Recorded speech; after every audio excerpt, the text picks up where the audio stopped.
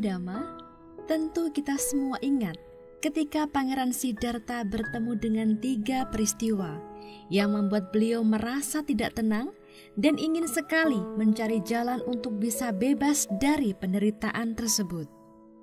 Tahukah Anda apa yang dilakukan Pangeran Siddhartha selanjutnya? Bagaimana akhirnya Pertapa Gotama menemukan jalan menuju pembebasan tersebut? Untuk mengetahui jawabannya, yuk kita simak uraian dari Biku Santacito berikut ini. Bapak Ibu Saudara-saudari sekalian, tentu kalau kita bicara tentang jalan cepat menuju Nibbana, kita diingatkan kembali oleh sebuah peristiwa, terutama ketika Sang Buddha waktu itu masih sebagai seorang bodhisattva dan berada di istana, yang mana beliau mencari sebuah jalan menuju Nibbana sejak beliau sebagai seorang pangeran. Yang kita ketahui setelah beliau menemui yaitu 3 peristiwa, yaitu orang sakit, orang tua, dan juga orang meninggal, hati beliau begitu bergetar, hati beliau begitu terdesak. Ada tidak jalan solusi cara untuk bisa terbebas dari semua ini, untuk terbebas dari usia tua, sakit, dan kematian. Dan dengan kata lain, jalan untuk bisa terbebas dari segala bentuk penderitaan. Itulah kemudian keterdesakan batin beliau untuk mencari jalan ini hingga beliau meninggalkan kehidupan berumah tangga, meninggalkan anak istri, meninggalkan tahtanya, meninggalkan orang-orang yang dicintai, dan kemudian menjadi seorang petapa. Dan dalam perjalanan untuk mencari solusi, mencari cara, mencari jalan untuk terbebas dari segala bentuk penderitaan yang kemudian kita kenal dengan istilah Nibbana, atau dengan kata lain, bagaimana beliau dalam upaya mencari jalan mencapai Nibbana, beliau telah melakukan banyak hal, banyak peristiwa yang beliau alami. Dari beliau berguru dari 2 guru meditasi, Alara Kalama, Udakara Maputa, kemudian mencapai tingkatan-tingkatan konsentrasi yang tinggi, tingkatan-tingkatan jana, Akincana Yatana, dan juga Newasanya Nasanya Yatana. Dan kemudian beliau juga mempraktikkan berbagai praktek penyiksaan diri yang memang pada waktu itu ada anggapan dari para petapa lain bahwasanya Nibbana, pembebasan dari segala bentuk penderitaan, bisa dicapai dengan cara menyiksa diri. Beliau lakukan berbagai praktek penyiksaan diri, beliau lakukan. Tetapi dengan cara-cara demikian, dengan cara pertama ternyata tidak ditemukan solusi, cara, jalan untuk terbebas dari penderitaan. Dan apalagi dengan praktek menyiksa diri juga tidak ditemukan jalan, cara untuk terbebas dari penderitaan. Yang mana pada akhirnya beliau memutuskan untuk mencari jalannya sendiri.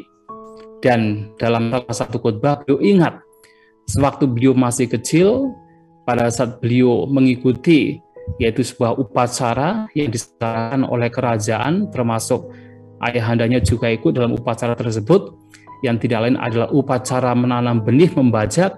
Nah, beliau pada saat itu yang masih kecil telah mencapai konsentrasi tinggi, yaitu pencapaian jana pertama. Dan beliau berpikir, apakah mungkin ini adalah jalan yang membawa kepada buddhi, membawa kepada pencerahan? Kemudian beliau berpikir bahwa ini adalah jalannya.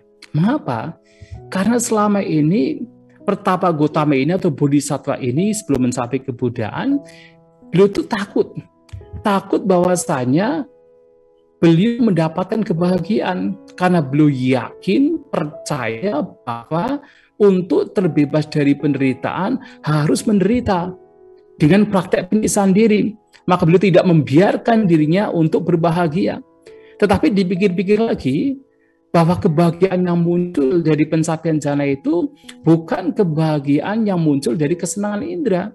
Itu adalah kebahagiaan yang justru muncul ketika seseorang melepaskan kesenangan indera. Nah, selama ini pandangannya salah, dan itulah kemudian beliau merenungkan bahwa dan yakin bahwa inilah jalannya. Dan itulah kemudian beliau mencari sendiri, dan seperti yang kita ketahui dan juga telah disampaikan oleh beliau dalam khotbah-khotbah beliau, pada saat beliau berada di bawah pohon yang saat ini kita kenal sebagai pohon Bodhi, beliau mencapai pencerahan, mencapai kebudayaan, mencapai lenyapnya duka, mencapai nibbana. Dan bagaimana beliau mencapai nibbana?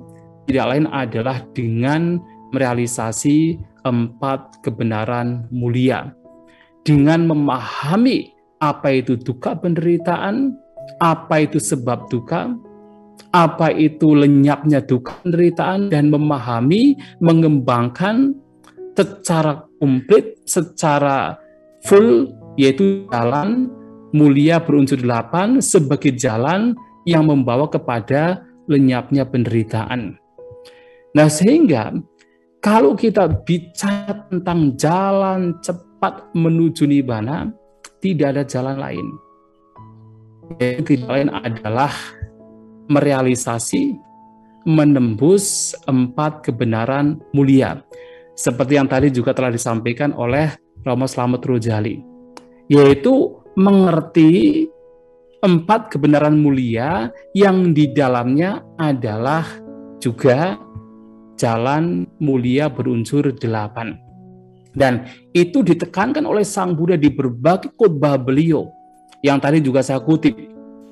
Beliau mengatakan, Sang Buddha mengatakan, catunang bikawe sacanang, ananu Buddha apa di Veda.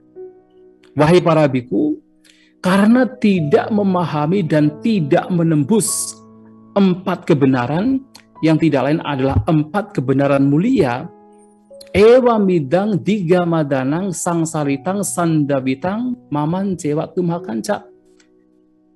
Demikianlah telah begitu lama saya dan kalian mengembara dan berkelana, yang tidak lain adalah mengembara berkelana di alam tumimba lahir, karena tidak memahami 4 kebenaran mulia.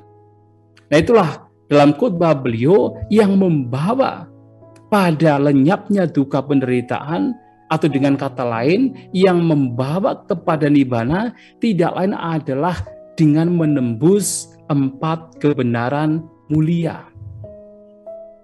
Sehingga sebenarnya apa yang diajarkan Sang Buddha dengan berbagai cara selama 45 tahun tidak lain adalah untuk mengantar, untuk membawa seseorang memahami 4 kebenaran mulia.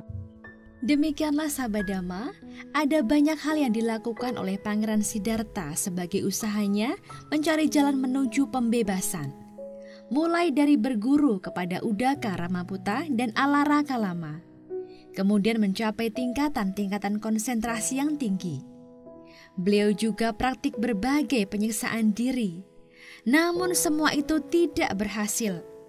Sampai pada akhirnya beliau menyadari bahwa dengan melepaskan kesenangan indera adalah cara yang bisa ditempuh untuk bisa mencapai pembebasan dan merealisasi 4 kebenaran mulia. Semoga semua makhluk hidup berbahagia. Jangan lupa like, komen, subscribe, dan share sebagai Dhammadana agar manfaatnya dapat dirasakan oleh semuanya.